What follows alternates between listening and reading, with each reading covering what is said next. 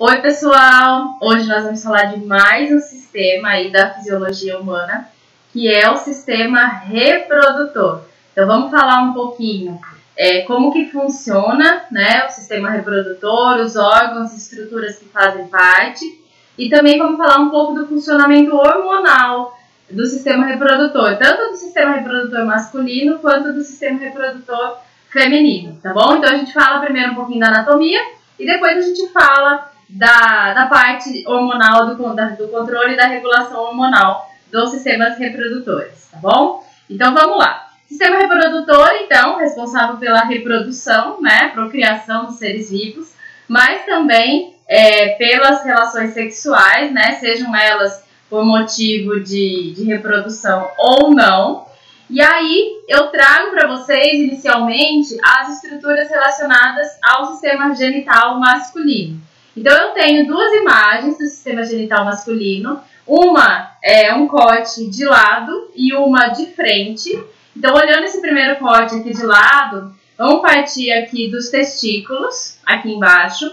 Os testículos, eles são dois e eles são as gônadas masculinas. O que são gônadas? São as estruturas responsáveis pela produção de gametas, pela produção de células reprodutivas. Então, os espermatozoides, que são as células reprodutivas masculinas, eles vão ser produzidos aqui nesses testículos. No caso dos meninos, a produção de espermatozoides, ela se inicia no momento da puberdade. Então, quando o menino ele começa a aumentar a taxa de produção de hormônios sexuais masculinos, e aí ela permanece praticamente por toda a vida. Então, inicia lá com 10, 11, 12, 13, nessa faixa, né? Depende de menino para menino, mas em média em torno dos 12 anos.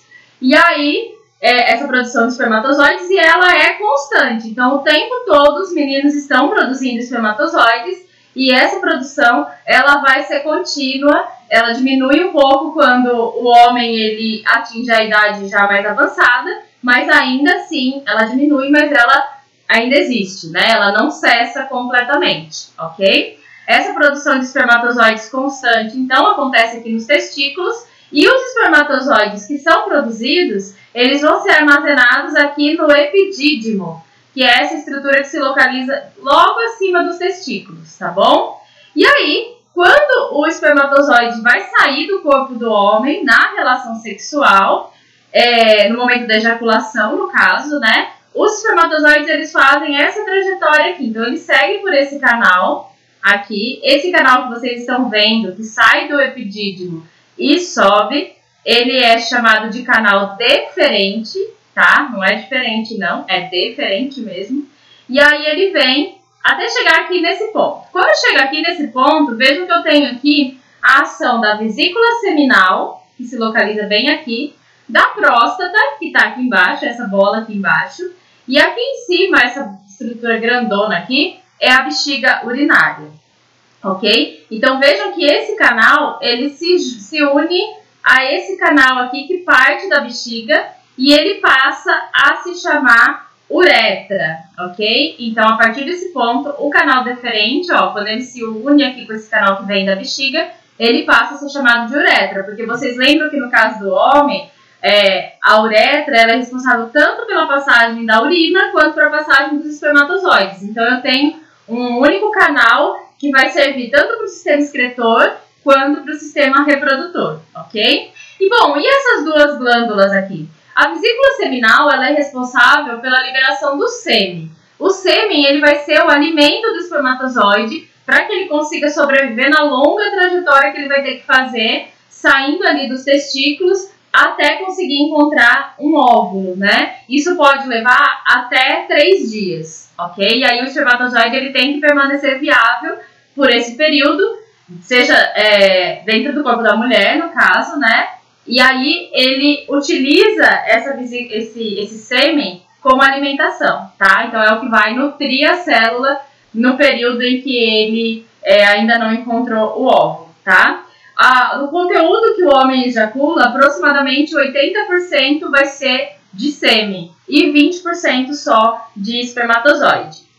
E nós temos aqui a próstata também, essa glândula grandona aqui. A próstata, ela é responsável pela produção do líquido prostático, que vai limpar e lubrificar a uretra para que o espermatozoide possa passar, e quando ele passar com facilidade, e também remover qualquer composto nitrogenado que possa estar ali, já que esse canal ele também serve como passagem para a urina, certo? Tem uma outra glândula que não está representada aqui na imagem, que é a glândula bulbo-uretral, que também tem essa função de limpar e lubrificar a uretra para a passagem do espermatozoide, tá? Aí os espermatozoides, então, eles passam por aqui. Aqui eu tenho o pênis, que é o órgão responsável pela relação sexual. O pênis, ele é formado por uma musculatura que é chamada de corpos cavernosos. Então, eu tenho essas aberturas aqui. Esses corpos cavernosos, eles vão se encher de sangue e é isso que vai permitir a ereção,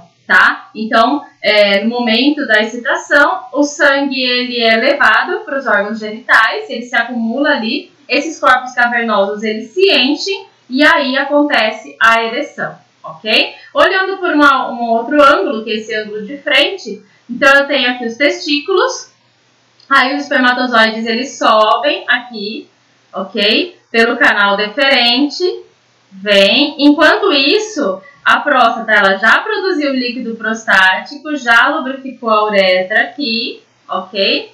E a vesícula seminal também já produziu o sêmen.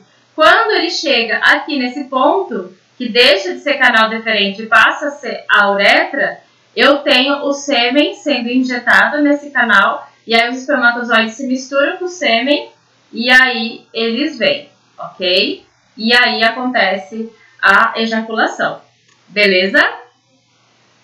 Bora lá. Bom, aqui eu tenho um esquema de um espermatozoide. O espermatozoide, então vejam que ele tem um núcleo bem grande, né? Aqui eu tenho o acrosoma, que é a cabeça do espermatozoide, que ele tem uma quantidade muito grande de organelas que vão digerir a parede do óvulo para permitir a entrada do espermatozoide, né? Aqui eu tenho as mitocôndrias, que são responsáveis pelo fornecimento de energia para que ele possa se movimentar durante toda a trajetória, e a cauda do espermatozoide, ok? Bom, como que funciona a regulação hormonal masculina? Uma coisa que é importante destacar é que a partir da puberdade, os hormônios que atuam no sistema genital masculino, eles vão ser produzidos praticamente de forma constante. Então, claro que eu tenho uma certa variação de um momento do dia para o outro, de um dia para o outro, mas isso não é nada tão drástico como acontece nas mulheres. Vocês vão ver que nas mulheres existe uma variação muito grande. No caso dos homens, não, tá? Isso é meio que constante. Então, nós temos praticamente 3 hormônios atuando aí na atividade sexual masculina. O LH e o FSH, que são hormônios que são produzidos pela hipófise. A hipófise é uma glândula que se localiza bem aqui, mas no centro do cérebro, tá? Ela vai produzir esses hormônios, então, nessa região cerebral, que vão cair na corrente sanguínea e vão chegar até os testículos. Então, apesar desses hormônios LH e FSH serem produzidos na hipófise, que fica a glândulazinha aqui na cabeça, não é ali que ela age, tá? Esses hormônios caem na corrente sanguínea e agem nos testículos, ok? Então, como é que funciona? Então, eu tenho a hipófise aqui produzindo esse LH e FSH. Então, vamos partir para o lado do FSH aqui. Então, a hipófise produz esse FSH cai na corrente sanguínea e chega até os testículos. Quando esse FSH chega nos testículos, ele vai estimular os testículos a produzirem os espermatozoides, tá? Então, para que haja produção de espermatozoides, eu preciso da hipófise produzindo uma quantidade adequada de FSH, beleza? Então, vamos lá recapitulando de novo. A hipófise, que é essa glândula que se localiza no cérebro, ela produz o FSH, que cai na corrente sanguínea e chega até os testículos, porque o sangue circula e passa no corpo todo, né? Chegando nos testículos, os testículos eles vão ser estimulados por esse hormônio a produzirem espermatozoides. Ok? Entendido?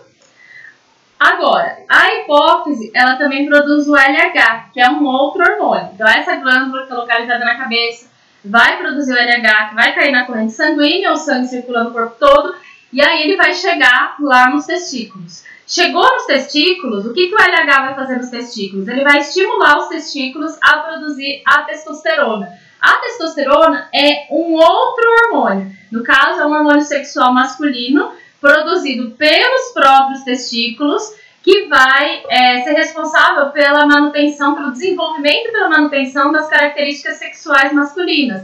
O que é isso? São todas as características típicas dos homens. Então, a barba, a voz, o formato do corpo, né? E outras coisitas mais que a gente conversa depois. Então, basicamente é isso, tá? Em amarelo aqui eu coloquei para vocês, ó, o FSH e o LH e a testosterona, estão em amarelo, que são os hormônios que atuam na regulação hormonal da atividade sexual masculina. Em rosinha estão as estruturas, então a hipófise e os testículos. E aqui em azulzinho estão as células reprodutivas, que são os espermatozoides, ok? Beleza? Bom, vamos falar um pouquinho então agora do sistema genital feminino. O sistema genital feminino, diferente do masculino, a gente já vê logo de cara, né, que uma boa parte é totalmente interna. Enquanto dos meninos é praticamente externo, o sistema genital, das mulheres ele é bastante interno, né, tem só algumas estruturazinhas por fora.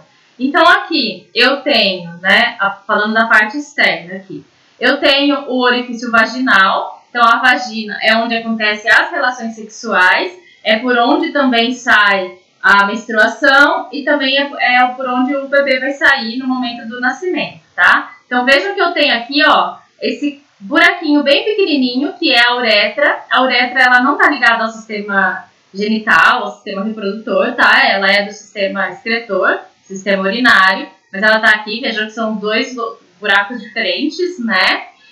O ânus também, aqui, o ânus ele também não está ligado ao sistema reprodutor, ele está ligado ao sistema digestório.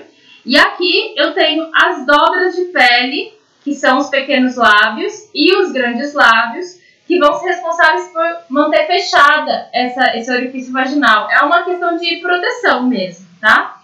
Aqui em cima eu tenho o clitóris. O clitóris ele é uma estrutura extremamente enervada e vascularizada, que ele é responsável mesmo pelo prazer na relação sexual, tá? Essa é a função dele. Ele, durante a formação embrionária, né, quando está sendo formada a menina dentro da barriga da mãe, essa formação do clitóris ele tem uma formação muito semelhante à glande do homem. A glande é aqui, ó, tá? Aqui tá a glande, essa região, ok? Então, é uma estrutura muito parecida, eles têm o mesmo tipo de formação e eu diria até que o mesmo grau de sensibilidade, ok? Quando a gente olha por dentro do sistema genital feminino, nós temos aqui a vagina, que é um canal mesmo. Lembrando que um canal vaginal ele não tem muita sensibilidade, a sensibilidade se dá aproximadamente nos 3, 4 centímetros iniciais, depois não tem inervação. Tá? É por isso que as mulheres conseguem, por exemplo, utilizar absorventes internos, coletores menstruais, sem ficarem sentindo essa estrutura o tempo todo, né? Aqui eu tenho o útero. O útero, né, a cavidade uterina, é o órgão onde vai ser alojado o embrião e o feto, se houver a fecundação. Aqui, então aqui eu tenho o colo do útero. Aqui eu tenho uma abertura, tá? Do colo do útero para a vagina, não é um negócio totalmente fechado, até porque senão não teria como a menstruação sair, né? E também não é uma abertura enorme, essa abertura ela é muito, muito, muito pequena, um pouquinho maior do que a cabeça de um palito de fósforo. Então ela é muito pequenininha mesmo, tá? Essa abertura aqui. E aí eu tenho aqui os ovários que são dois, um de cada lado, eles são as gônadas femininas, então eles são semelhantes aos testículos masculinos. São eles que vão ser responsáveis aí pela produção de gametas, tá? Ou seja, no caso das mulheres, os óvulos. E aqui eu tenho as tubas uterinas, ó, uma de cada lado, que vão fazer a conexão do útero com os ovários, ok? Diferente dos homens que iniciam a produção de espermatozoides na puberdade, e essa produção, ela permanece durante toda a vida do homem. No caso das mulheres, os óvulos, eles são formados durante a fase embrionária até aproximadamente os 4, 5 meses. Então, o que eu quero dizer com isso? Quer dizer que as mulheres, né, nas mulheres, os óvulos foram formados quando nós mulheres ainda estávamos dentro da barriga da nossa mãe. Então, nós já nascemos com todos os óvulos que nós vamos ter durante toda a nossa vida. Não existe essa formação de gametas durante a idade adulta ou mesmo após o nosso nascimento.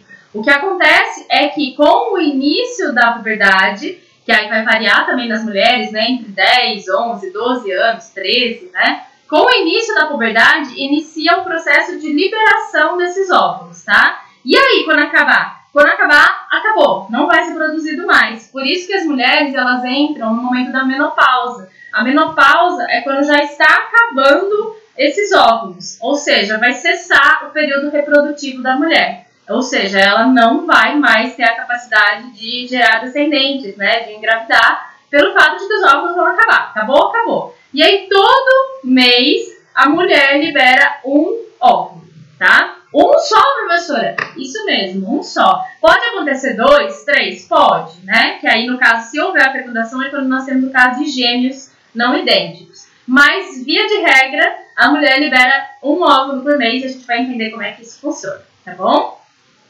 Bora lá, então.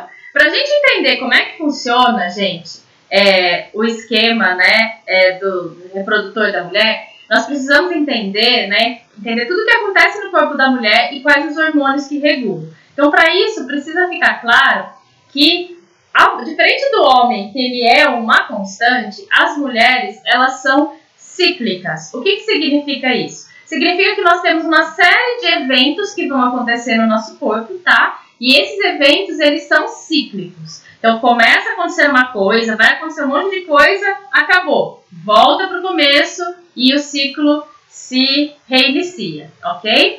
Um ciclo menstrual ou ciclo ovariano da mulher, ele tem uma duração aproximadamente de 28 dias. Isso é regra, professora? Não, tem gente que vai ser mais, tem gente que vai ser menos, tá? Mas a média é em torno de 28 dias. O que acontece nesses 28 dias? Um monte de coisa, tá? E aí, como é que eu sei o dia exato que o ciclo está iniciando? O primeiro dia do ciclo é quando acontece o primeiro dia de menstruação. Então, a mulher menstruou dia 1 do ciclo, tá? Aí, vão acontecer coisas, a mulher vai estar menstruando, vai parar de menstruar, vai acontecer outras coisas. O dia anterior à próxima menstruação é o último dia do ciclo, tá? Então, nesse período do primeiro dia, que é o primeiro dia de menstruação, até a véspera da próxima menstruação, em média, tem uma duração de 28 dias, ok? Então, o que acontece na mulher nesse período? Bom, no primeiro dia do ciclo, então a mulher menstruou, no dia que ela menstruou, primeiro dia do ciclo. Lembra que eu falei para vocês que a mulher tem um monte de como é que eu posso dizer, óvulos imaturos, digamos assim, tá? Então, eu tenho aqui os folículos primários, que são como se fossem os óvulos imaturos, os óvulos que não amadureceram ainda, que estão nos ovários das mulheres, tá? Já estão desde o momento do nascimento. Aí, a cada ciclo, um desses folículos vai começar a amadurecer. Então, eu coloquei aqui para vocês o dia 1. Aí um folículo começa a amadurecer. Então, ele vai amadurecendo,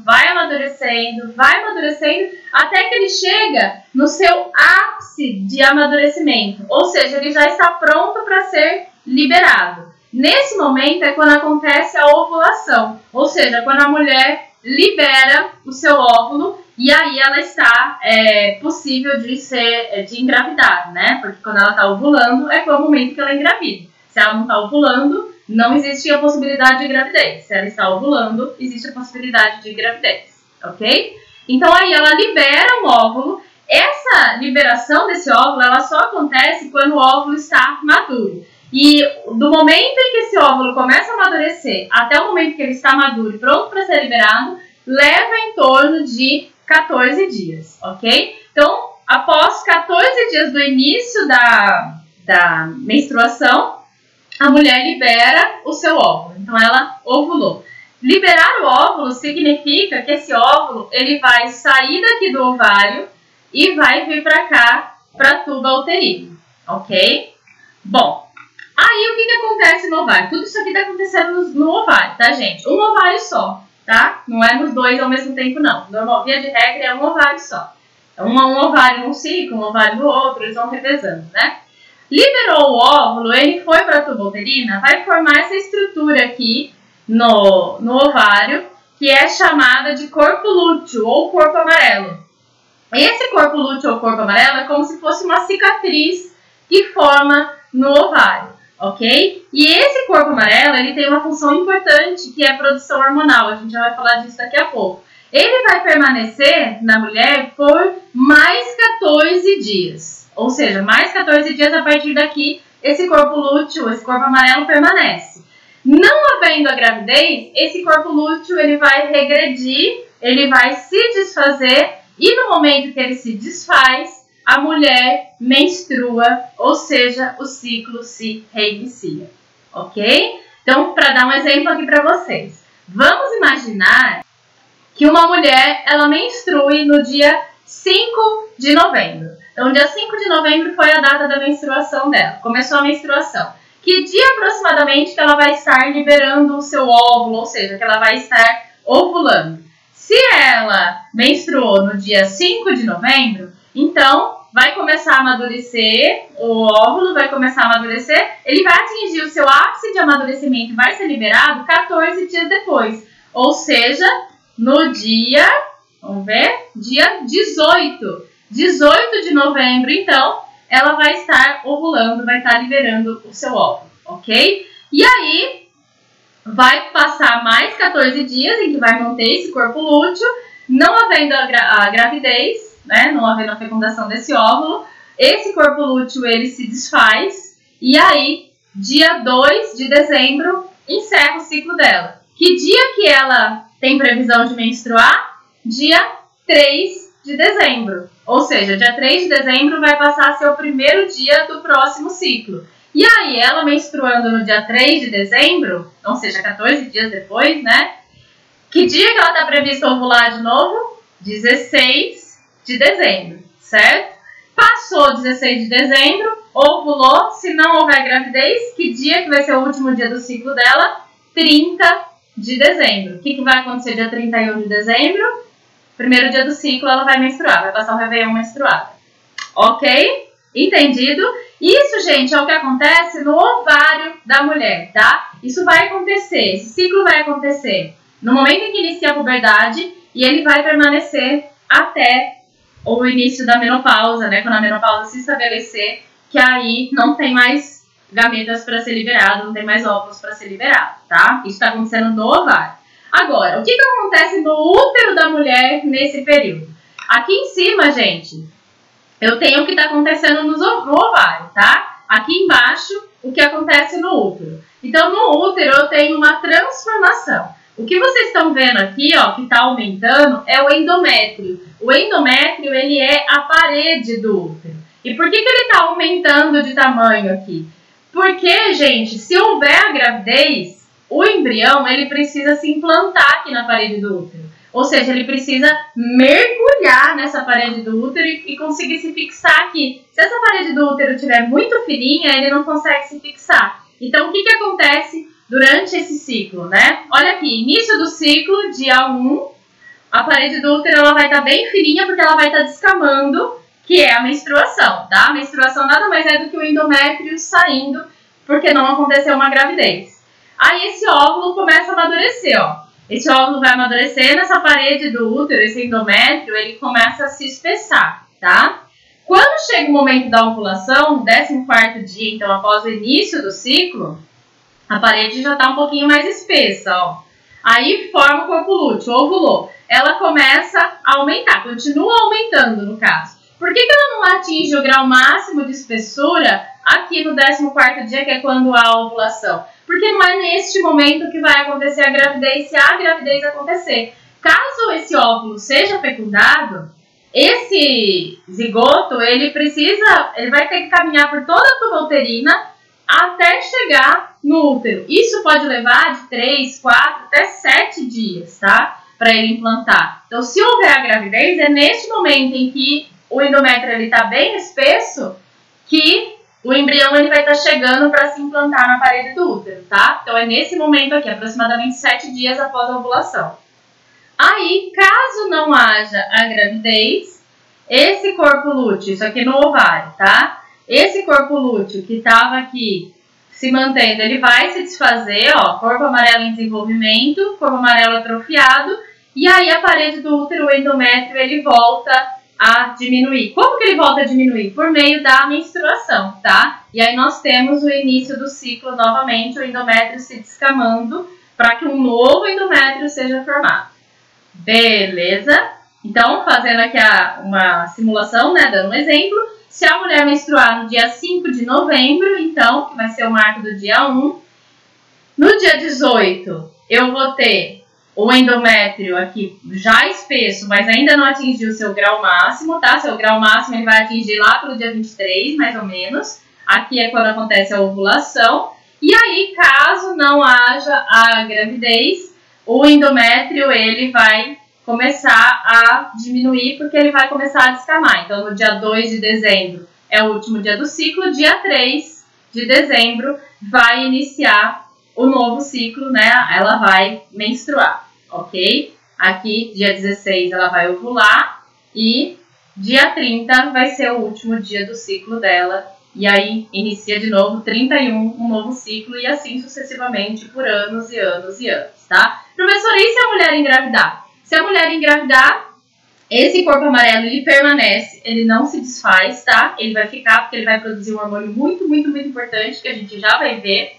E o endométrio ele permanece espesso também, tá? Ele não vai ser reduzido, ele vai permanecer espesso porque ele tá com o embrião implantadinho aí, ok? Bom, e como é que funciona a regulação hormonal nesse caso, né? Olha só que loucura, pessoal. No caso das mulheres, nós temos uma loucura hormonal aqui acontecendo. São 4 hormônios que vão atuar na regulação hormonal do sistema reprodutor feminino. 2 hormônios que são produzidos pela hipófise, que é o LH e o FSH, aquele mesmo LH e FSH que eu falei dos meninos. E nós temos os estrógenos e a progesterona que são produzidos pelos ovários, ok? Então, como é que funciona o LH e o FSH? O FSH é o hormônio folículo estimulante. FSH é uma sigla, tá? Hormônio folículo estimulante. O que ele faz? Ele estimula o ovário a amadurecer o folículo. Ou seja, é ele que é o responsável por isso daqui, ó. Deixa eu voltar, peraí. Por isso daqui. Ele que faz o óvulo imaturo se transformar num óvulo maduro, tá? É o FSH que faz esse processo, então. É ele que é o responsável pelo amadurecimento do óvulo. Então, vejam que no início do ciclo, a mulher tá com o hormônio FSH. FSH tá aqui em verde, tá? Bem baixinho. E aí, conforme vão passando os dias, ó, a hora que chega mais ou menos no 10º dia, começa a aumentar, 9º, 10º, começa a aumentar, até que atinge seu ápice no 14º dia, que é quando, então, esse hormônio ele vai estar em alta e, consequentemente, o folículo, que é o óvulo, ele vai estar super maduro, atinge o seu grau máximo de amadurecimento, tá? Então, FSH, hormônio folículo estimulante, que vai ser responsável aí por amadurecer esse óvulo, ok?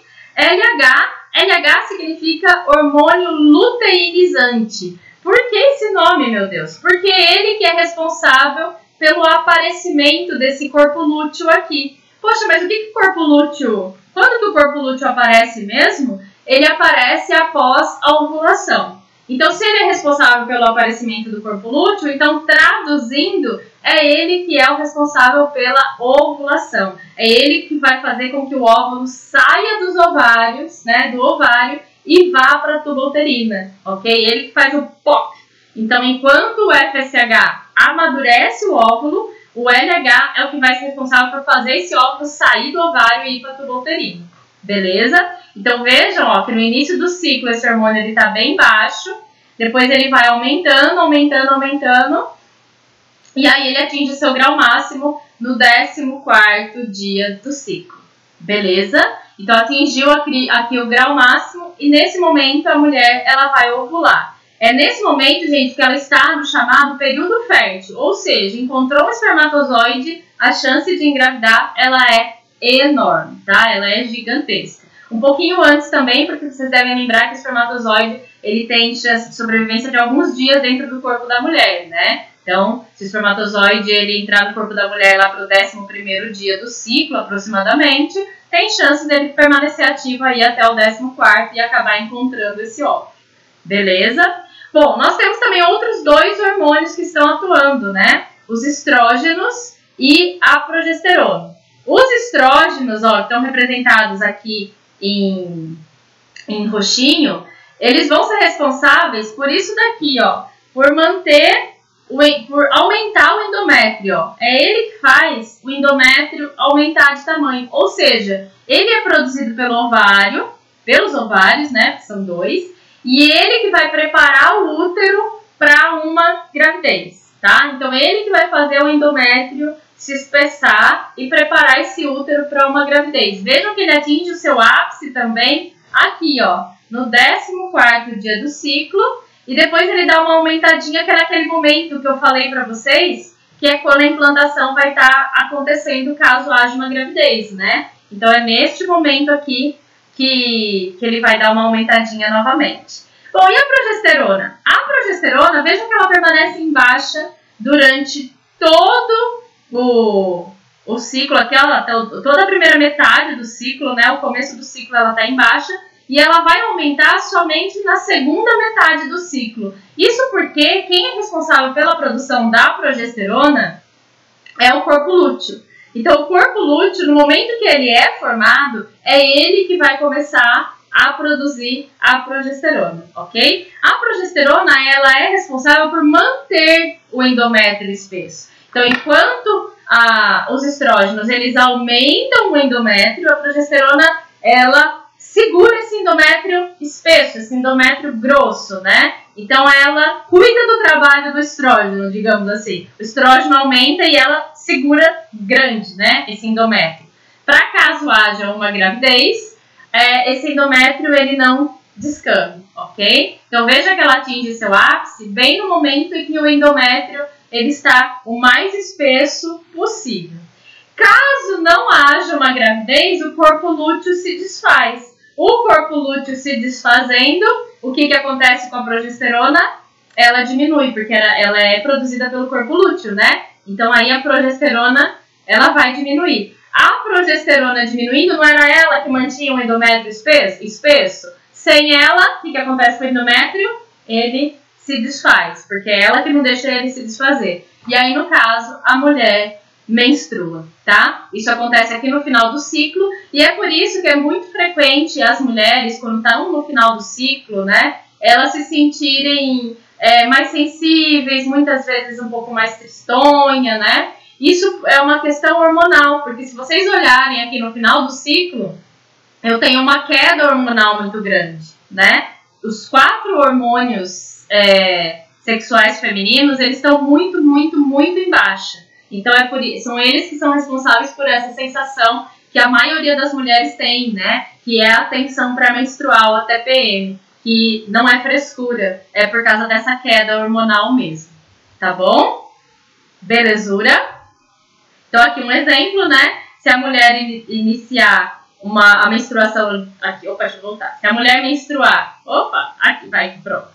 Dia 3 de dezembro, se ela menstruar dia 3 de dezembro, dia 16 de dezembro ela vai estar ovulando, os hormônios delas vão estar em alta, com exceção da progesterona, e no dia 30 de dezembro ela vai passar o Réveillon meio para baixo, né? Meio chateadinha aí por causa da queda hormonal, já que dia 31 de dezembro está prevista aí o início do próximo ciclo, ou seja, a menstruação, ok? Aqui os hormônios todos atuando juntos, né? Então, vocês veem que a ovulação, ela coincide aqui com o momento de ápice desses 3 hormônios, ok? E aqui, o aumento do endométrio, ele coincide também com o aumento da progesterona, beleza? Se a progesterona cai, o endométrio cai junto e aí acontece a menstruação.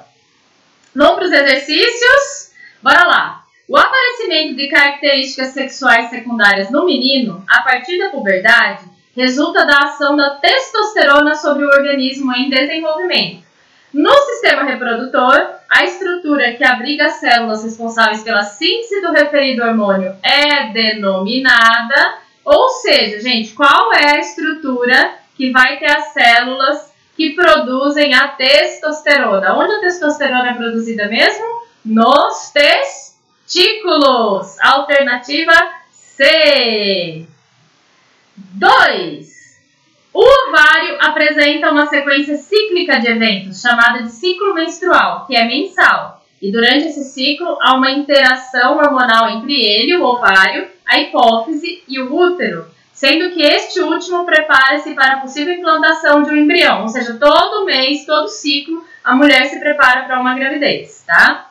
Sobre o ciclo hormonal referido, assinale as afirmativas abaixo. 1. A menstruação ocorre quando a taxa de todos os hormônios sexuais se torna baixa no sangue da mulher. Isso mesmo, gente. Lembra do gráfico? Quando caem os hormônios, aí acontece a menstruação. 1, correto. 2. Durante o período da menstruação, a hipófise reinicia a produção de FSH. Verdade, né? Porque aí reinicia o ciclo. Reiniciando o ciclo, reinicia a produção de FSH. Para que no 14º dia do ciclo, não é dia 14, tá, gente? É 14º dia do ciclo a contar do primeiro dia de menstruação. Atinja aí o seu ápice de produção e a mulher esteja pronta para ovular, né? Então, correta também. 1 e 2, corretas. 3. A presença do FSH no sangue induz o desenvolvimento dos folículos ovarianos, que passam a produzir a progesterona. De fato, o FSH é o hormônio folículo estimulante, então ele estimula o desenvolvimento dos folículos ovarianos, mas não são eles que produzem a progesterona. A progesterona é produzida pelo corpo lúteo a partir da segunda metade do ciclo, né? Então a 3 está falsa. 4. O LH induz as células do folículo ovariano rompido a se transformarem no corpo lúteo, que produz a progesterona. Aí sim, correto. E o 5, a produção de hormônios sexuais femininos diminui progressivamente a partir dos 50 anos até cessarem a produção. Verdade, pessoal, está correto, né? Que é a menopausa. Então, corretas 1, 2, 4 e 5, a alternativa C também. Beleza, gente? Beijo para vocês. Na aula, na webconferência, a gente fala um pouquinho, além dessas questões, a gente fala um pouquinho sobre métodos contraceptivos e um pouquinho mais sobre menstruação, tá bom? Um beijo, tchau, tchau!